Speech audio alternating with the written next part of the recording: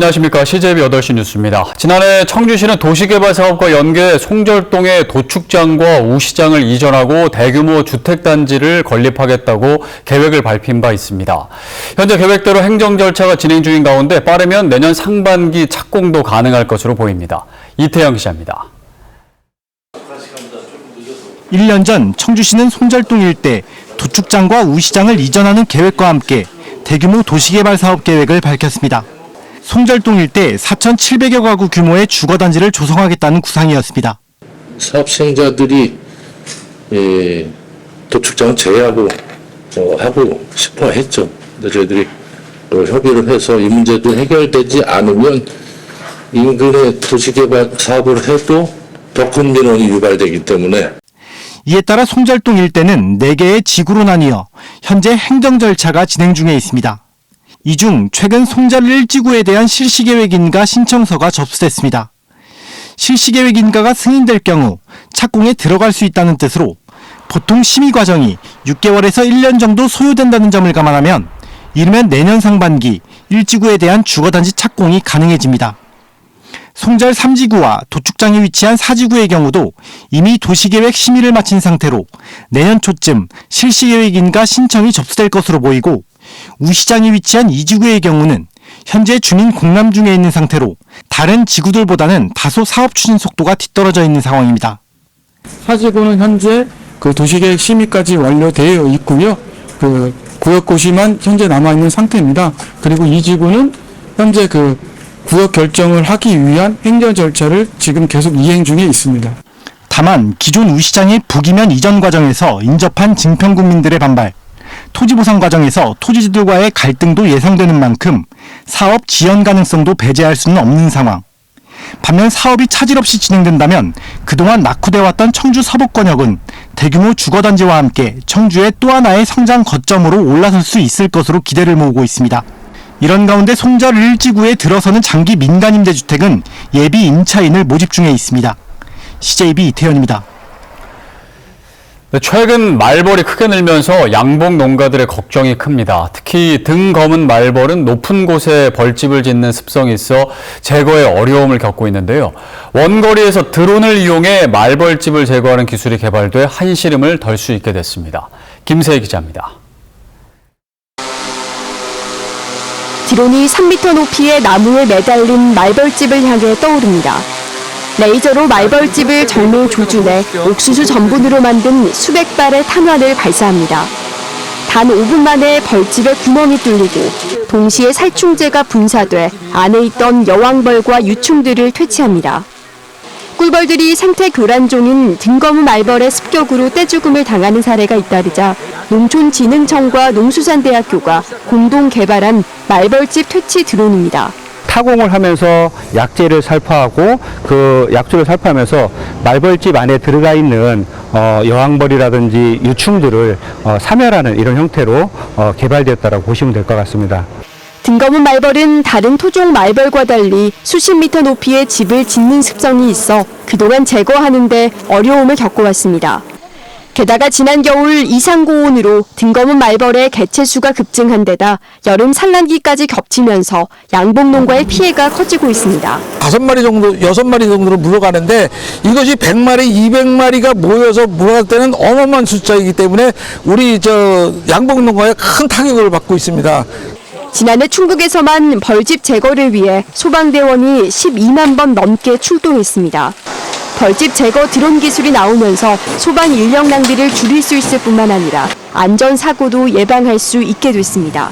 여름철에 집중이 되기 때문에 대원들이 보호복을 입고 작업을 하시다 보면 건강상 위험에 노출될 위험도 많으시고 또 작업 위치상 안전이 보장되지 않는 경우가 많기 때문에 충북농업기술원은 내년부터 양봉 농가의 벌집 퇴치 드론을 시범적으로 보급할 계획입니다. CJB 김세희입니다. 청주 공예비엔날레 조직위원회는 문화제조창에서 2024 청주 전통공예 페스티벌을 열고 있습니다. 이번 행사는 온유하고 향기롭게를 주제로 문화 공연과 함께 전통공예를 감상하고 체험하는 참여형 공예축제로 마련됐습니다. 장원석 기자입니다.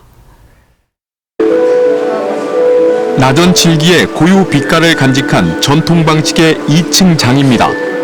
진주와 전복 껍데기를 붙여 자개의 광채가 돋보이는 의류함도 이채롭습니다. 오칠의 한 기법인 건칠로 명성이 높은 청주 출신의 김성호 작가의 나전 7기 작품입니다. 우리나라만이 나전 7기를 해요. 자개 껍질하고 오칠하고 해가지고 기물을 만들거나 아니면 사용할 수 있는 어떤 뭐 식기 아니면 뭐 수저. 온유하고 향기롭기를 주제로 한 2024 청주 전통공예 페스티벌에는 붓 대신 인두로 그린 산수와 낙화장, 김영조 작가 등 지역 무형유산 11인의 작품이 전시되고 있습니다. 국가 무형유산 이수자 18인도 함께하면서 모두 90석점의 공예 걸작들이 선보였습니다. 종묘, 제례 등 주제별로 참여 작가들의 시연도 펼쳐지며 전통 음악과 무용 등 문화 공연도 이어갑니다.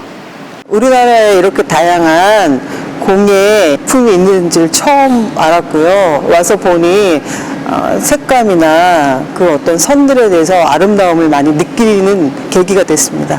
금속 열쇠고리 만들기 등 전통 공예 체험존은 시민들이 무료로 이용할 수 있고 판매 부스에서는 향수나 방향제를 만들거나 구매할 수 있습니다. 건물 외벽을 스크린으로 활용하는 미디어 파사드는 지속가능한 지구의 쓰임을 주제로 공예의 미래를 예측해봅니다. 대한민국 최고의 전통공예 작가들의 작품 전시 외에도 이분들이 시연을 하고 체험을 하고 공연을 할 수 있게끔 매일 다채로운 프로그램으로 준비해갔고요. 참여형 전통공예 페스티벌이라고 말씀드리겠습니다. 2024 청주 전통공예 페스티벌은 오는 22일까지 문화재주창 일원에서 계속됩니다. CJB 장원석입니다. 조선 후기인 19세기 말 제주의 해녀들이 울산 등으로 진출했지만 이제 울산의 해녀 수도 갈수록 줄어들고 있습니다. 이런 가운데 울산의 한 어촌계가 해녀 육성에 나섰습니다. UBC 성기원 기자가 취재했습니다. 검은색 잠수복을 차려입은 여성들이 바다로 나서기 위해 준비 중입니다. 울산의 한 어촌계에서 해녀 교육을 받고 있는 2개월 차 예비 해녀들입니다. 꼼꼼히 준비 운동을 하고 몸속에 있는 이산화탄 걸 충분히 빼내고 다시 이제 천천히 호흡 마시고 뱉고. 호흡을 충분히 가다듬은 뒤 본격적인 물질에 나섭니다. 바닷물의 흐름부터 기초적인 수영법까지 아직 모든 게 어색하지만 해녀였던 어머니를 떠올리며 힘을 내봅니다. 올여름 엄청 더웠잖아요. 물이 너무 뜨겁더라고요. 너무 더워서 진짜 멀미도 나고 너무 힘들었어요. 우리 엄마가 이거를 매일매일 해서 우리를 키웠다 생각하니까. 생업을 지켜가며 매일 새벽 바다로 나서는 이유는 해녀 문화를 이어가고 싶다는 마음이 가장 큽니다. 울산도 그나마 좀 많은 해녀들이 많은 편인데 점차 우리 여기 보니까는 젊은 해녀들이 없고 이제 나이 많은 해녀들이 점점점 줄어가는 게 그게 좀 안타깝더라고요. 울산 지역 등록 해녀는 현재 1,100여 명. 해마다 조금씩 감소하는 데다 남은 이들도 대부분 70대 이상의 고령인 탓에 후진 양성을 위한 실질적인 대책이 필요하다는 지적이 나옵니다. 국가 차원에서도 사라져가는 해녀의 어떤 모습들을 계속적으로 키우겠다라고 얘기는 하고 있지만 실질적으로 이렇게 연습하는 사람들이 혜택을 받을 수 있는 공간들이 울산 동구는 해당 교육생들에 대해 현재 진행 중인 탈의실 운영과 잠수복 교체 등의 지원을 이어갈 방침입니다. 사라져가는 해녀 문화를 지켜내기 위해선 지자체 차원의 보다 적극적인 관심과 투자가 필요합니다. UBC 뉴스 성기원입니다. 이상민 행정안전부 장관이 오늘 충주의료원을 찾아 명절 비상진료 체계를 살펴봤습니다. 이 장관은 윤창규 충주의료원장 등을 만나 연휴 기간 비상진료 상황을 설명 듣고 응급실을 지키는 의료진을 격려했습니다. 이 장관은 정부는 지역의료와 공공의료 최일선에서 최선을 다하는 의료진의 각별한 관심을 갖고 가용할 수 있는 자원을 총동원해 지원하겠다고 말했습니다. 증평의 한 한우 농가에서 20여 마리의 소가 폐사해 관계당국이 조사에 나섰습니다. 군에 따르면 지난 13일부터 어제까지 증평읍의 한 한우 농가에서 소 22마리가 잇따라 폐사했고, 도 동물위생시험소가 조사해 보니 보툴리즘 감염이 폐사 원인으로 추정된다는 1차 소견이 나왔습니다. 증평군은 일단 해당 농가의 남은 소 30여 마리에 대해서는 예방접종을 마쳤다면서 비상대책을 강구하고 있다고 밝혔습니다. 보툴리즘은 주로 오염된 사료를 섭취했을 때 발생하고 동물끼리 옮기는 전염성은 없는 것으로 알려졌습니다. 추석 연휴 닷새 동안 전국 공항에서 국내선 이용객에 한해 주차장을 무료로 개방하는 가운데 청주국제공항이 인산인해를 이뤘습니다. 연휴 사흘째인 오늘 청주공항은 여행객들로 붐볐고 차량을 타고 온 시민들이 많아 1부터 4 주차장은 물론 임시로 마련한 1,800면의 주차 공간까지 빈자리를 찾기는 쉽지 않았습니다. 청주공항은 추석 기간 8만 4천여 명의 이용객을 예상하고 있으며 이는 지난해보다 13% 정도 증가한 수치입니다. 충청북도가 개인의 삶을 영상 기록으로 남기는 영상 자서전 사업의 활성화를 위한 온라인 영상 공유 누리집을 개설했습니다. 그동안 촬영 신청을 하려면 도청이나 시군 노인복지관에 전화나 직접 방문을 해야 했지만 이제는 누리집 메뉴를 통해 언제 어디서나 신청 가능하게 만들었습니다.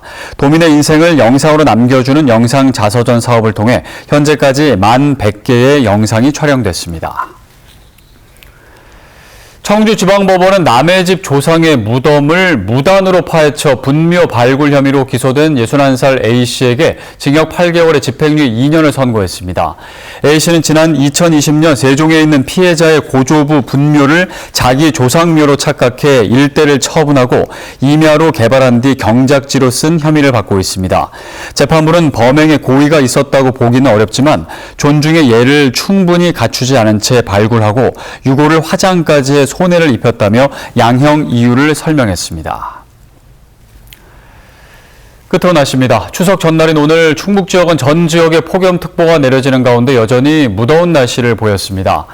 특히 청주는 오전 10시를 기점으로 폭염경보가 발효된 이후 낮 최고 기온이 35.5도까지 올랐고 그 외 지역은 폭염주의보가 유지됐습니다. 추석 당일인 내일은 구름 많은 날씨를 보이면서 오후부터 밤사이 소나기가 내리는 곳이 있겠습니다. 내일 아침 최저 기온은 21도에서 26.1도, 낮 최고 기온은 28.1도에서 32.9도 사이로 예측됐고 강수량은 5에서 30mm로 예보됐습니다. 이상으로 CJB 8시 뉴스를 모두 마칩니다. 고맙습니다.